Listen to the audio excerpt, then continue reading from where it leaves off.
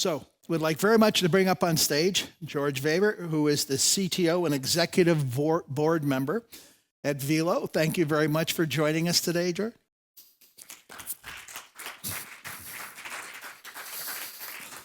Very proud to have you here. Thanks, Bob. Thank you. Your tool. Well, good morning to all of you. I hope you still keep moving, keep going. As for in Notion, you need little of energy for my presentation, so just watch the videos. Thanks for all my pre-speakers. Of course, traveling to Brussels, I would have expected the EU Parliament to sit here to help us with the right legislations in time and speedy. But perhaps next time, in next spring, we can manage that one. Well, my presentation is called Creating, Caring, Connecting. I will resolve that, what is behind those three words, later in my presentation. Let me first do a little bit of a sales pitch. Who of you has not yet a Wilo pump in his house or in his cellar? Hands up? Okay, so new business, big business. Thank you. Very good.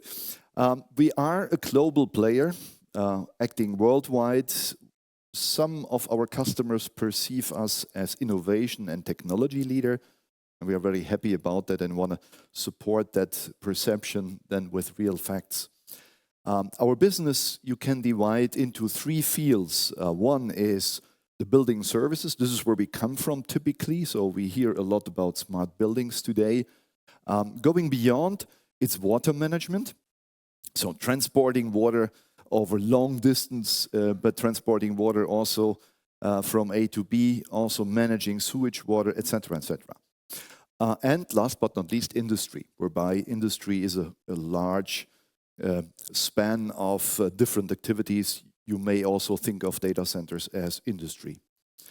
And we almost made 2 billion euro sales last year. And we did that with the help of 9,500 great people. And this is our, for the engineers, the portfolio, which is huge. I can tell you as a CDO, sometimes it's easier to have just one product. But in this case, we have 42,000 different article numbers. And you see the pump ranges here from the very left side with a pump of about a power consumption of 1 watt, going up to the right side, a pump we produce in India, which has a power consumption of 12.5 megawatts. So they do not have so much in common, these two pumps, but I can tell you they all have one thing in common: we only pump water and nothing else. So that makes the whole thing a bit more simpler. We are basically having representations in all countries. There are some white spots, and in some white spots we don't want to go. Some white spots like New Zealand we are about to go. But basically you can say we're covered in the entire world with our activities. We have 16 main factories and just a few new builds in the regions. Our world is turning crazy, I would say, in these days. We have not anticipated the full craziness, I must say, but at least what we anticipated is the regionalization, the geopolitical separation of the regions. So we have built factories in US, in Europe, in Dortmund, in the headquarters, and in India and in China. So we're well set up now for the more and more separation of the world, which we do not support that idea because we are unilateralists, but basically we want to, or internationalists, I must say, we want to cooperate in the world, but we have to cater for that situation. Now, one thing we are very proud of is whenever you can make it to Dortmund, to our headquarters, you're all invited to come here and to see the Factory of the Year, this award we just received, let's say, and it is a mixture in these days. Why do I say that? Of course, I'm proud and want to communicate about it. But on the other side, it's about the symbiosis of sustainability, digitalization, and a few other things. And that is also a synonym and a nice example of where digitalization and sustainability comes together and plays hand in hand. We follow with our strategy basically 5 to 6 megatrends. And those megatrends, you all know, they are even more important and relevant in the last years. I mean, we have been using them for 2 decades probably. But now in the meantime, we see urbanization getting momentum, energy shortages. We had the example from my colleague this morning, the climate change. We're all in the midst of it. And water shortages are coming more and more on our agenda in these days. And basically, we as Wilo, we play in all these kind of fields.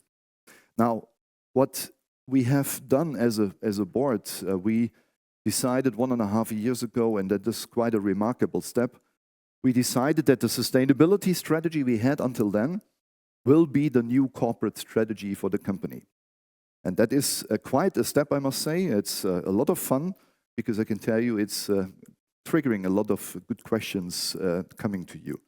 And now here you find these 3 C words again back: creating, caring, connecting. What is it? Creating means that we create the products to make your life easier. Caring, we care for you, for the employees, for the population. And connecting, is that what we do today? We connect and talk about the good things. A bit more in details, we want to improve the people's life. And we want to have sustainable living spaces. And of course, we want to decelerate climate change and a few other things as well. Caring, we want to reduce emissions. That is clear. We have our SBTi targets, of course. And we basically want to have good health of our employees, but also of our customers. And connecting, like I said, we empower people, but we also want to connect, exchange, and make this world a better world. And we basically, we are there to support that with our energy and with our time and with our ideas and creativity. Now, coming to sustainable solutions for smart urban areas, you might miss the word smart cities, but we at Wilo, we think it a bit broader. So please allow us that little step beyond a city, because we're talking then a smart urban area. And I have a few examples of those here, because when we look at the setup, we divided those urban areas into different zones, into 6 different zones. And I have an example for all the zones with me here, which I want to share with you today.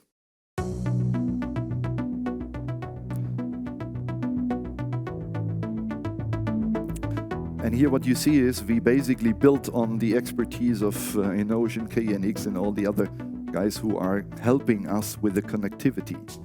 But basically we use and utilize those kind of technologies for our solutions, like irrigation.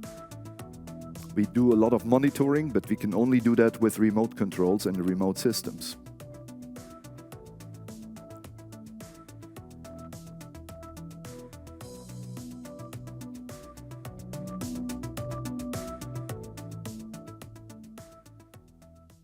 And there's a lot, and I think I don't have to repeat what value is in there in terms of energy saving as well.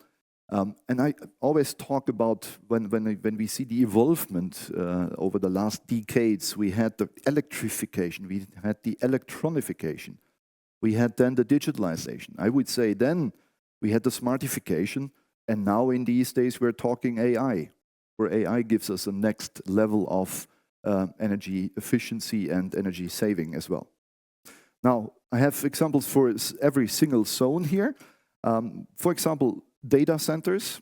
And I must remember or reminded by yesterday evening, I stepped shortly into one of the presentations yesterday evening, and I just caught one sentence, which is remarkable, because it seems like that data centers and AI as such is a huge energy consumer, even higher than all steel factories and whatever we know as big consumers.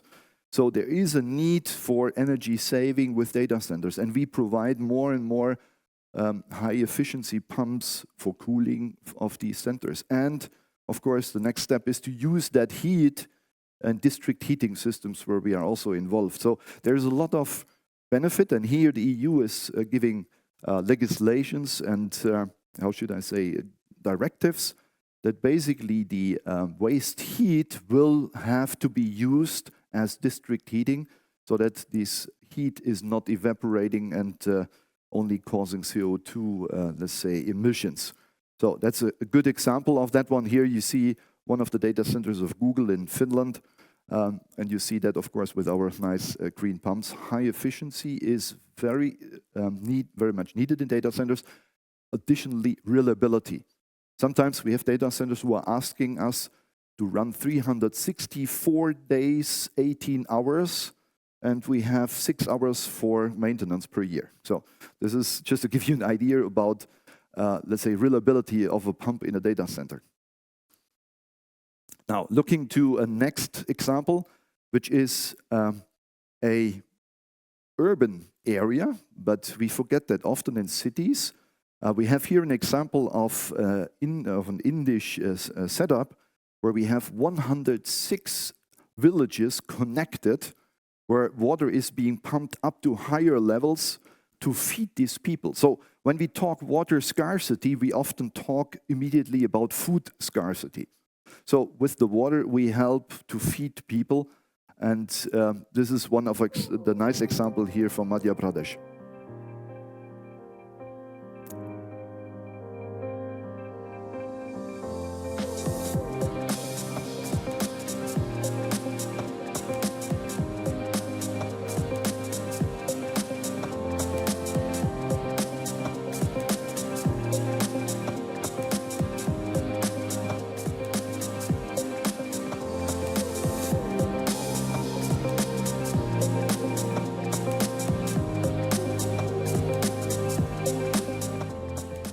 And what you see is here the farmer is using his iPad to control the water flow and the irrigation in a country like India. And we often think that smart cities only happen in the northern part of the hemisphere, but we are often talking about solutions and step solutions in the global south.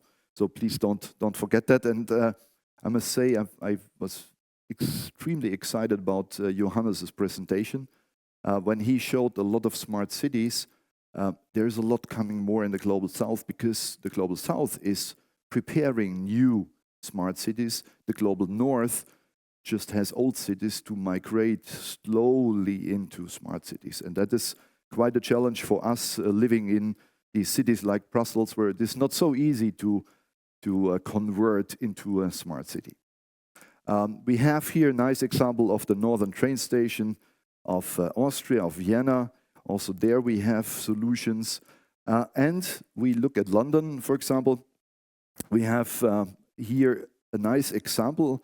It looks a bit old and awkward, but what happens here in London is that basically the pumping stations, and London has 9,000 of them, they want to convert into high efficiency pump supplies and guaranteeing the right supply of sewage water. Please.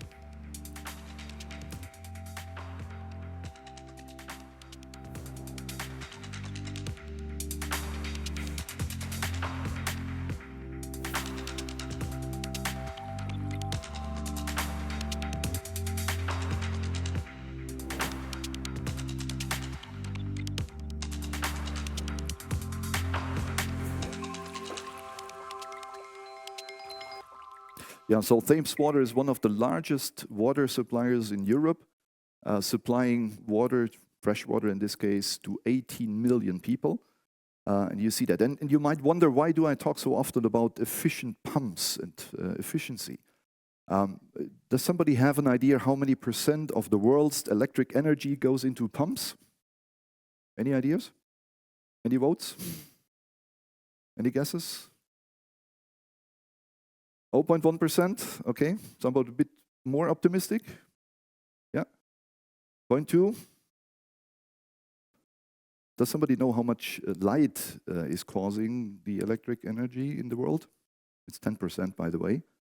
So pumps consume 10 to 15% of the world's energy. So still a way to go.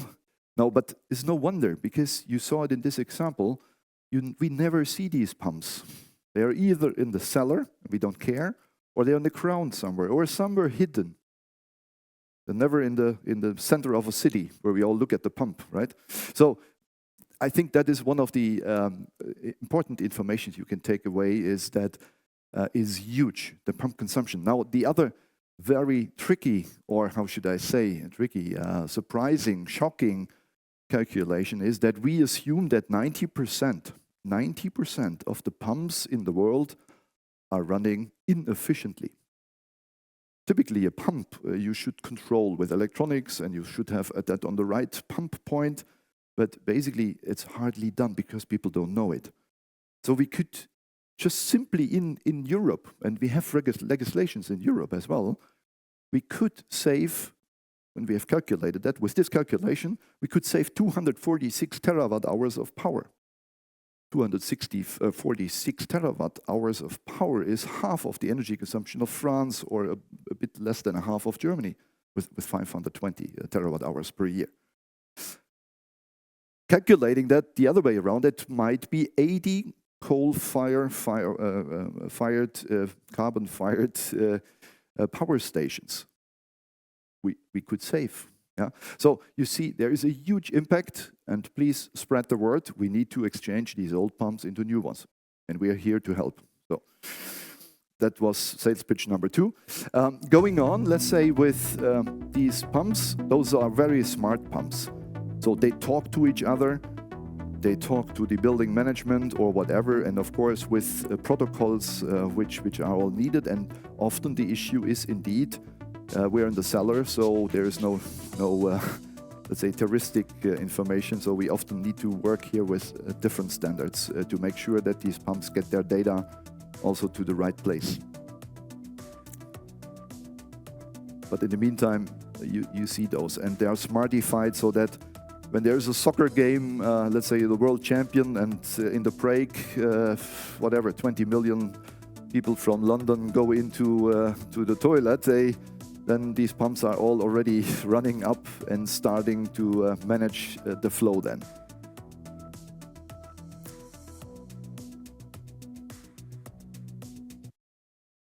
Good. Going to the next one. Yeah, this is a nice one. I don't know how the sympathies here in Brussels are. Let's say I'm not very good in the Belgian soccer area. We are, and why do I say that? We are sustainability partner of the BVB. Of course, in Dortmund, that's clear. No wonder. But here we want to radiate via the sports, let's say, circle and society that we talk sustainability. This is why we do this. And we have another example. We are a supporter of the Bucks, the Milwaukee Bucks. Also there, we are a sustainability partner in the meantime with them, spreading the word about sustainability so that all sports facilities getting energy efficient and sustainable, but also to spread the word around sustainability. And then you have here nice examples of Warsaw, because we're talking also about management of drinking water, and in this case also water, rainwater harvesting and solutions for that one. And we have here, for example, an example which is closer to Brussels, the White Towers in Amsterdam in the Netherlands. Also here we have efficient pumps in. This is one of our most important, smartest pumps we have, the Stratos Maxo, typically doing everything itself because installers do not have the time or the competence anymore to adjust the pumps to the optimum, so the pump does it alone if needed, and is also connecting and with all standards you can think of. And typically these pumps are saving, when you exchange that with an older pump, up to 80% of energy. So it's remarkable when you do that, and you do that with electronics, and the more we connect them and the more we use the smartification, the more energy we can save. Coming to a nice example, this is Chong'an, a new smart city close to Beijing, replacing Beijing over the next decades. You can move up the voice a bit. And this is a city which is planned from the scratch. So it's completely new. And that is, of course, what we all love to do, to plan it right and to do it right. And China is very, very advanced in this case. So we just had almost 400 projects in this city where we can contribute to build up a very energy and sustainable city up from scratch. You see here waterworks, water stations, sewage stations. District heating is very famous in China and very in a big size also. They this is what they do. So.